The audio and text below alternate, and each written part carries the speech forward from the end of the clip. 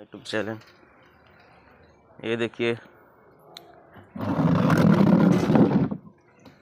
हमारा घर का चूल्हा, और ये देखिए मेरा बेबी भुजिया भूज रहा है बच्चों के लिए स्कूल जाने के लिए टिफ़िन।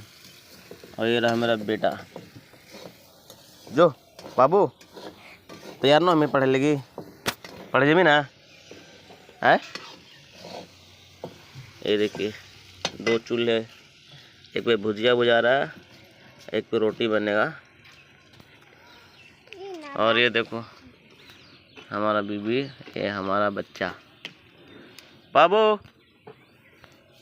बाबू रे ले। ये देखिए हमारा गांव।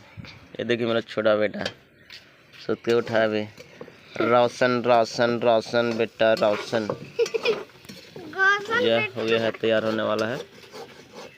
ये देखिए पसंद आया तो लाइक करें। ये देखिए मेरा बीबी।